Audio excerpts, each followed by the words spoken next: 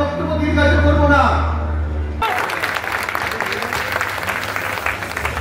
প্রিয় নেতৃবৃন্দ, আমি এবং আমরা যখন এখানে বক্তব্য শুনতেছিলাম 3 ঘন্টার কাছাকাছি সময় আজকের এই কর্মী সভা অতিবাহিত হয়েছে। কাপুর থানা 4টি ওয়ার্ড নিয়ে গঠিত, 4টি ওয়ার্ড নিয়ে গঠিত কাপুর থানার আজকে এই 94 নম্বর ওয়ার্ড দিয়ে কাপুর থানার কর্মী সভা সমাপ্তি ঘোষণা করা হবে। আপনারা মিছিলের পর মিছিল ঢুকেছেন, লাল ক্যাপ বিভিন্ন রকম মাথায় ব্যান্ড দিয়ে কমলা কালার ক্যাপ পরে এখানে মিছিলে উপস্থিত হয়েছেন। আজকে এই কর্মী সভা উপস্থিত হয়েছেন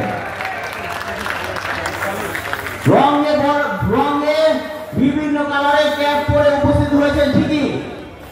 এখানে এইটা যেমন পজিটিভ, একটা নেগেটিভ দিকও আছে। আমি দুইটাই বলি। আমার সামনে দেখা যাচ্ছে কমলা কালার ক্যাপ, এখান থেকে স্টেজ থেকে দেখা যাচ্ছে কমলা কালার ক্যাপ পরা, কিন্তু লাল ক্যাপ পরা পরিহিত যেসব কর্মীরা এসেছে এইসব কর্মীরা গেল কোথায়? এবং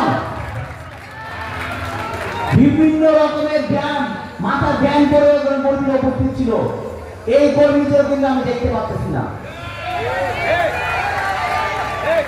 প্রিয় নেতৃবৃন্দ, মিছিল করে মঞ্চে বক্তব্য দিয়ে স্লোগান করে কিন্তু এই স্বৈরাচারী সরকারের পতন হয় নাই। স্বৈরাচারী সরকারের পতন হয়েছে আন্তরিকতার সাথে রাজপথে থেকে স্বৈরাচারী সরকারের যে আন্দোলন করেছে সেই স্বৈরাচারী সরকারের পতন ঘটিয়েছে।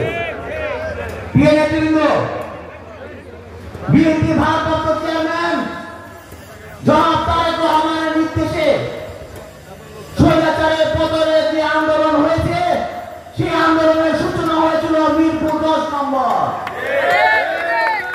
এই মিরপুর 10 নম্বর সারা বাংলাদেশ যখন স্বৈরাচার সরকারকে বিতাড়িত করেছে তখন মিরপুর 10 নম্বরে আমরা তখন যুদ্ধগত পরিস্থিতিতে আছিলাম।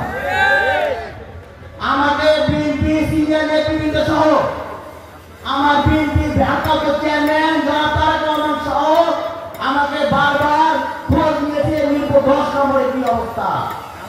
তখন সারা বাংলাদেশ কিন্তু স্বাধীন হয়ে গেছে।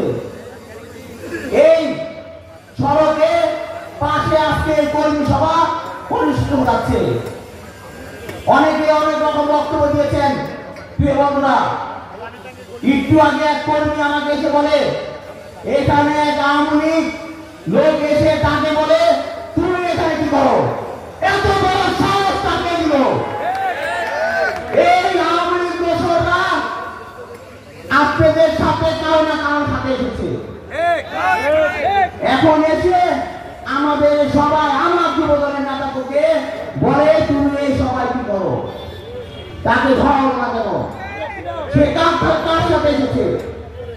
আপনারা 6 মাসে সব ভুলে গিয়েছেন। এই স্বৈরাচারী সরকার গত 16 বছর আমাদের জাতীয়তাবাদী দলের নেতা কর্মীদেরকে গুম করেছে, খুন করেছে, বিচার বহির্ভূত হত্যাকাণ্ড করেছে।